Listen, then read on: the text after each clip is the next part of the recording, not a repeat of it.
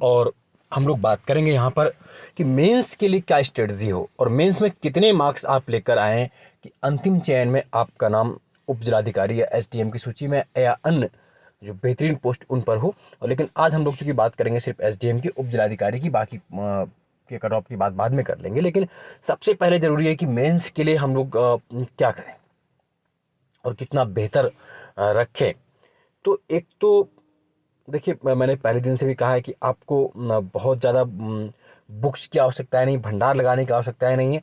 बस सिंपल एक आध बुक जो है जिसकी हम लोग बात अभी चर्चा यहाँ पर करेंगे वो आपको पढ़ लेनी है। लेकिन उससे पहले देखिए कि आप कितने मार्क्स ला करके एसडीएम बन सकते हैं। अगर 2023 की हम लोग बात करें, 2023 का जो पैटर्न है नया, 2022 तक पैटर्न पुराना था, तो 23 पे जो पहली बार चेंज हुआ है उस हिसाब से देखिए जो एसडीएम है, उप जिलाधिकारी है, उसके कट ऑफ कितनी गई है। देखिए ये है उप जिलाधिकारी एसडीएम, अनरिजर्व अनारक्षित जो है वो 857 कट ऑफ गई है, 887 अधिकतम अंक है, लेकिन 857 पे हो गया है। फिर अनुसूचित जाति यानी कि एससी के लिए 829 कट ऑफ गई है, 829। OBC other backward classes 840 840 840। EWS 847 847। दिव्यांग एचए 686, एक्स सर्विसमैन 843, और है ना। अब देखिए, मैंने पहले दिन से भी आपसे कहा है कि अगर आप मेंस में 800 मार्क्स ले आते हैं तो आप 100% एसडीएम और डीवाईएसपी की रैंक में आ जाएंगे। अब देखिए 800 अगर आपको मेंस में मिले होते और 60 इंटरव्यू मिल गए होते तो 860 आप सीधे एसडीएम क्रैक कर गए होते। ये आपने देख भी लिया। या हम लोग बात कर लें जैसे डीवाईएसपी की, बस दो ही पदों की बात करनी, तो अगर हम पुलिस उपाधीक्षक डीवाईएसपी की बात कर लें तो डीवाईएसपी की अगर बात करते हैं तो भी आपने क्या देखा कि अनरिजर्व कैटेगरी जो है 841 पर 841। अगर आप 800 लेकर आ रहे हैं मार्क्स तो फिर आपको एसडीएम और डीवाईएसपी बनने से कोई रोक नहीं सकता। मिनिमम 40 तो आपको ऐसे इंटरव्यू मिलने। और एससी में अगर आ रहे हैं तो 810 और भी कम। ओबीसी 828, ये भी बहुत कम। ईडब्ल्यूएस भी 830, एक्स सर्विसमैन 805। यानी कि कुल मिला के आपने क्या देखा, अगर आप अनरिजर्व कैटेगरी में है या किसी अन्य कैटेगरी में है तो उसके बाद में न्यूनतम अगर आप 800 मार्क्स लेकर आ रहे हैं तो फिर आपको किसी भी पोस्ट में, खासतौर से एसडीएम और डीवाईएसपी के चयन से आपको रोका नहीं जा सकता है।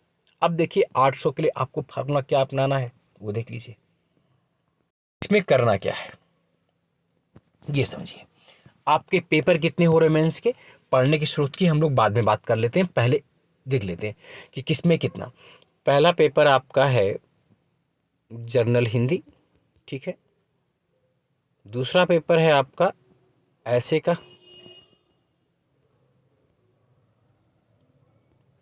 फिर थर्ड पेपर है आपका जीएस फर्स्ट।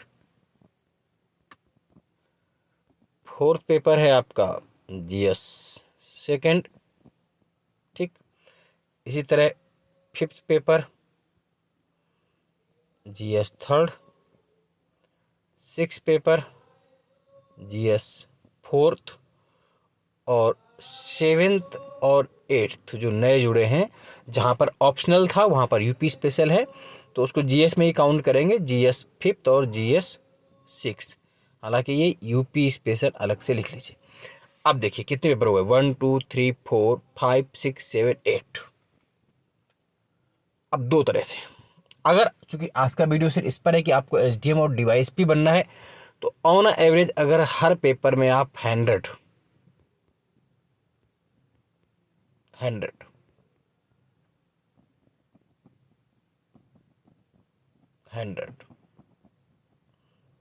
और 100 ला रहे हैं तो अब देखिए 8 पेपर हो गए और इन 8 पेपर में अगर आप एवरेज 100 मार्क्स लेकर आ गए 800, फिर आपको एसडीएम बनने से या डीवाईएसपी बनने से कोई रोक नहीं सकता है। अगर आपके रिटन में 800 मार्क्स हैं तो 800 मार्क्स। और 2024 में अगर हम चयन की बात करें, जो अब अगला होगा मेंस में, उसमें चयन उनका भी हो जाएगा जो 90 प्रति पेपर ऑन एवरेज 9/72 यानी कि 720 मार्क्स भी अगर आप ले आएंगे तो भी आप चयन अपना आसानी से पा लेंगे। किस पोस्ट पर पाएंगे ये मुझे पता नहीं, बट आप 90 ऑन एवरेज ला रहे हैं, 9 8 72, तो 720 नंबर आप जब मेंस में ला रहे हैं तो इंटरव्यू में आपको कुछ भी मिलेगा, 50 60 जो भी, आप कोई ना कोई पद अपने आप हासिल कर लेंगे, क्योंकि अन्य पदों का टॉप इसी हिसाब से जाती है। अब जैसा कि एवरेज मैंने कहा कि आपको 100 मार्क्स लाने हैं, 8 पेपर में 800 हो रहे हैं, वो कहीं कम ज़्यादा भी होंगे, 800 का कुछ ज़्यादा भी हो सकता है, घट के मान लीजिए कहीं कम ज़्यादा भी हुआ। और अगर आप ये 760 और 70 भी ले आए तो भी आप डीवाईएसपी बन जाएंगे, और 800 लाते ही आप एसडीएम की श्रेणी में आ जाएंगे। अब करना क्या है, अभी से क्या करना है, क्या क्या पढ़ना है, देखिए कोई भी एक टेस्ट सीरीज, मैं किसी का नाम नहीं लूँगा, आप स्वतंत्र हैं उससे, क्योंकि एग्ज़ाम हॉल में 20 क्वेश्चन करना ही एक बहुत बड़ा चैलेंजिंग होता है, 20 क्वेश्चन। तो एक टेस्ट सीरीज आप मस्त लगाएं, कोई भी जहाँ से आपको जिसकी भी बेहतर लगती वो टेस्ट सीरीज आप लगाएं। पहला काम तो ये करना है, किसी भी कोचिंग की कोई भी आपको जो बेहतर लगे एक टेस्ट सीरीज जरूर आप सॉल्व करें मेंस के लिए, ताकि आपको 20 क्वेश्चन जो करने हैं 3 घंटे में, वो बहुत बड़ा चैलेंजिंग अवसर होता है। दूसरा क्या काम करना है, एक अपने पास रजिस्टर रखना है जिसमें आपको पेपर 1 से लेकर के पेपर 6 तक जीएस के पॉइंट पता हो और उसके खाली डाटा आपके पास हो।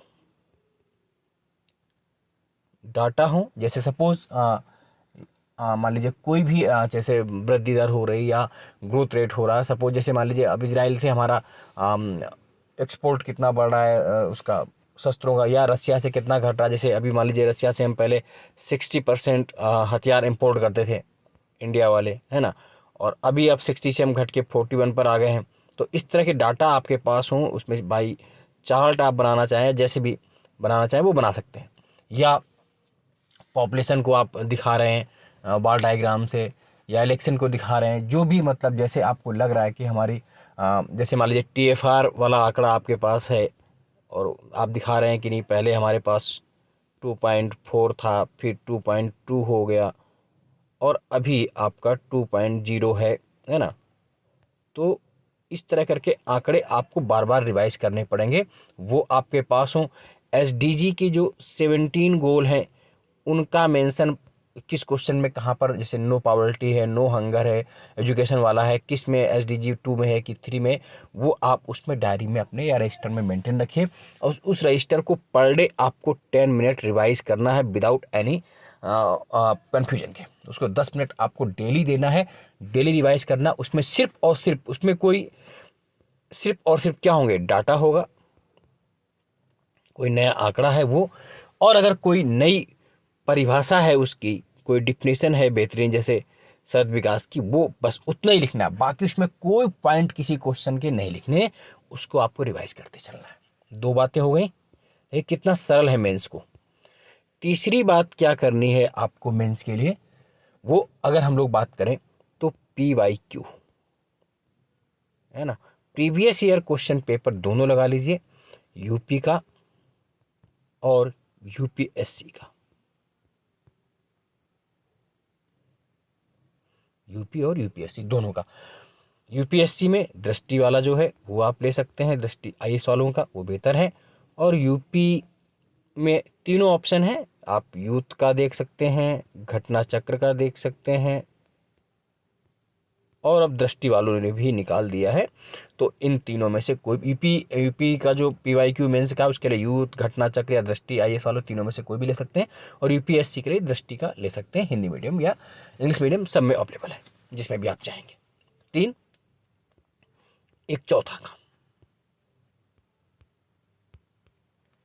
बस एक एक कोर बुक आपको कोई भी पढ़ लेनी, बहुत अधिक नहीं पढ़ना है, टाइम बर्बाद, बहुत लंबी बुक नहीं पढ़ना है कि हम पता चला पूरी मिश्रा पूरी, दत्ता सुंदरम है ना, लक्ष्मीकांत पूरी, बर्णवाल, मतलब जो भी एक एक बुक हो जैसे आपको लगता है। जैसे हिस्ट्री है तो अगर आपने NCERT कर रखी है मेंस के लिए फिर कोई आवश्यकता नहीं, आप NCERT से भी काम चला सकते हैं, बेहतर है, उसके लिए कोई ऑप्शन नहीं है।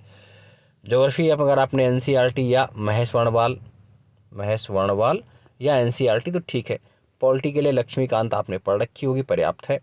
कल्चर के लिए भी आपने बहुत नहीं तो फिर आप किसी कोचिंग के नोट्स देख लें, या फिर आपका जो एक सिंपल से कोई दृष्टि वालों की वो आप देख सकते हैं। कल्चर के लिए मैगजीन वो रहती है ना, वो उतनी मोटी अन्य जो बुक्स आती हैं मार्केट में कल्चर के स्पेशल, वो बहुत ज़्यादा काम उतना है नहीं मेंस में, यूपी में वो बहुत टिपिकल काम हो जाता है। इकोनॉमी जो है वो करंट बेस्ड है, उसको आप इशू बेस आपका विजन का जो आता है मेंस 365 उसके माध्यम से कवर कर लेंगे तो बेहतर रहेगा। विजन के लिए इकोनॉमिक्स वाला 365 के हिसाब से कवर कर लीजिए उसको। तो विजन के हिसाब से आप चूँकि इकोनॉमी जो है वो आप है ना एक बार उसको 365 से गो थ्रू हो लीजिए।